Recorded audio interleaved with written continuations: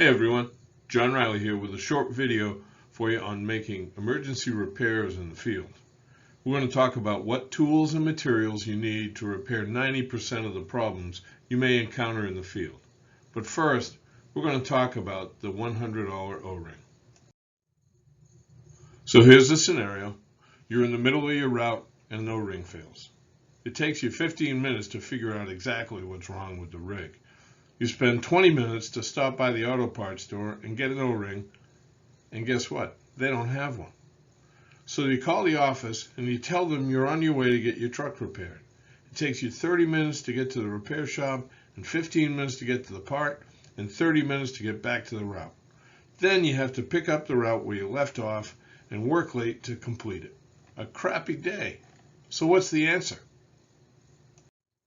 The answer, of course, is to carry some spares.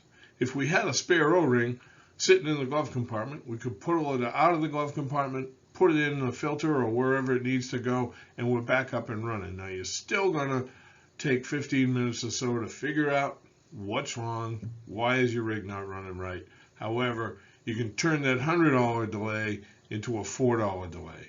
So we need to carry spares. The issue is just what do we have to carry and where are we going to carry it? If we try to carry too much stuff, we're going to end up looking like this guy. Of course, somebody in the back just said, hey, I'll never look like this guy. I drive a truck. And of course, we don't want to look like this guy either. Although I have seen some of you guys leaving the barn looking pretty close to this. So anyways, what's the answer? So the answer, of course, is to carry the correct amount of stuff, what I like to call junk in the trunk. After 20 years of designing, building, servicing, and repairing pest control and lawn trucks, I have a little insight into what you should carry. So let's talk about it.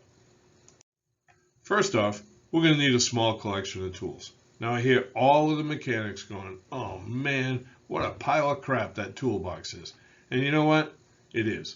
But I'm going to tell you, you don't have to have a $10,000 Matco toolbox full of $100,000 worth of tools. Maybe your mechanics do, but they turn wrenches for a living. You spray. What we're trying to do is put together a kit that's small enough that it doesn't weigh us down, but yet has enough components in it to get us through the day if something breaks down. The picture you see is a Harbor Freight toolkit that you can buy for under 40 bucks. It'll get you through the repair, doesn't cost much, and is really compact and easy to carry. When I worked on the road selling, I always carried one of these, and many times pulled it out to repair a customer's rig. In addition to the general tools, you're going to need some simple electric tools. A test light, a wire stripper, a good pair of diagonal wire cutters, and possibly a multi-tester. Most probably a Harbor Freight toolkit will have wire cutters, but if not, get a pair. And if they're junk, get a good pair. A cheap wire stripper can save the day if you're in a tight spot with a broken wire. The multimeter from Craftsman is my favorite. It only costs about 80 bucks, will test up to 400 amps DC, and can run any test you may need on your rig. Do you absolutely need it in the truck? Maybe not, but I always carried one. So that's it. Maybe 50 bucks in tools, 100 if you include the multimeter, but not a lot of money or a lot of space. But what else should we carry? So here it is, ladies and gentlemen, the magic box of Fix'ems. I know it looks like a simple $10 plastic toolbox, but remember, all we have to do is make it through the day. The magic box of Fix'em will make you smile, stop your cursing, maybe even quench the burning desire to hit the bar at 9:45 in the morning. Now, let's talk about what goes inside. Okay, plumbing Fix'ems. Hose. Carry a piece of suction hose and a piece of pressure hose. I think you probably can coil a 6-foot piece behind the seat somewhere. Hose menders. To cut out a bad section or add in a good section, a couple of hose menders will do the trick. Remember to check the hose sizes. If you have more than one hose size, you need corresponding hose mender sizes. Of course, we need the aforementioned $4 O-rings, And want to make sure that you understand and remember that there's an O-ring inside the female portion of the QD. If that O-ring gets damaged, it will damage or destroy the QD. A spare filter screen might be worthwhile. Hose clamps, plumber's dope, and Teflon tape into the box. I can't resist a word about plumber's dope and Teflon tape. Use plumber's dope for parts that normally don't have to come apart again. On Teflon tape, a couple of wraps on the thread is fine. 15 wraps is too much. It's not only wasteful, but it can stress nylon fittings. Finally, nozzles or spray tips. If the tip is bad, the pattern is bad. If the pattern is bad, you can't do a good job. Nozzles and tips are not expensive. Carry a couple, so you use them beyond when you should.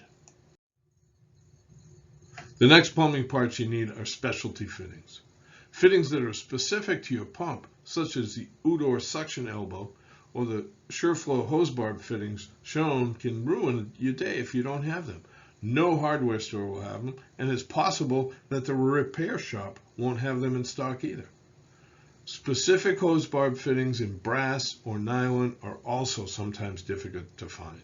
Lowe's, the Depot, and most hardware stores have some, but not often exactly what you need. Having the right amount of fittings is a gamble, but having a small assortment can really pay off. So this video is going to be too short to get into all kinds of troubleshooting routines. But here's an offer for you. Shoot me an email at the email address on the screen, and I'll send you a PDF with a flowchart and procedures to troubleshoot your rig. You can print it out and throw it in the glove box or the box of fixums, and that way you'll have it when you need it.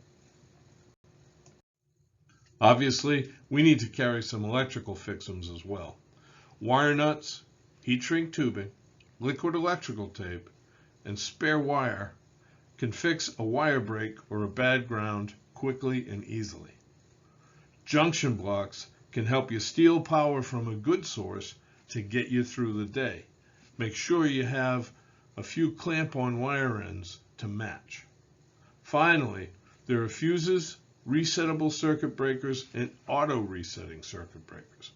My personal favorite are fuses. They can only be used once, but they always have 100% capacity. Resettable and auto-reset circuit breakers lose a little capacity every time they pop. After a while, they don't have enough amperage capacity to hold up anymore and can complicate the troubleshooting process. I know I said we don't have enough time to teach troubleshooting, but I think this slide is worth a couple of minutes. When I was in the construction industry, we called electrical and HVAC the voodoo trades. It was too complicated for us mortals to understand. This graphic, though, should help all involved. A circuit is really composed of just 4 components. There's an energy source, a conductor, a load, and a control. Just 4 components. The energy source, of course, is the battery. The conductor is the wiring. The load is the pump or the hose reel, and the control is the switch. Just 4 components. Now, what's not shown here is the ground wire. Always check the condition of the ground wire first before you get into the positive side of the circuit. Okay, so now that you know that you only got 4 components and that using the EC/LC path you can find the problem, let's talk about buying that test light. When I worked for PumpTech Pumps, I had a lot of folks call me with issues with their rig. And the first thing I'd say is, okay, break out your test light and we'll get to work. Many, many times I was told, oh, I don't have a test light. I told them, well, the option is simple. You can either go buy a test light and call me back, or you can start licking the wires. Nobody really wanted to lick the wires. They'd go out and get the test light. The process is very simple. You start at the power source and you check both sides of each device until you get to the load. So for all you guys who think it's better to lick the wires, here's a little video. Go to YouTube, watch it. It'll teach you how to use a test light a lot better than I could in just a couple of minutes. Okay, so you knew it was coming. Here's my shameless plug. If you'd like to know more about how your rig works, how to calibrate it, how to maintain it, and how to make sure that it's operating properly, if you'd like to understand how all the components work, I've put together a training program for you. You can go to fleetproto.com, go to the training programs, take a look at this. It's going to give you or your techs all of the information you need for a day-to-day safe operation of your spray system. Enough said. And here's the last word on repair kits for your truck. Make sure you have a personal repair kit. Make sure that you've got a first aid kit, so if God forbid something happens, you've got the ability to take care of yourself, get yourself some first aid, and make it through the day. So that's it. I thank you guys for investing 20 minutes of your life. I hope that it ends up being profitable for you. I hope you take a look at fleetproto.com. I wish you all the best.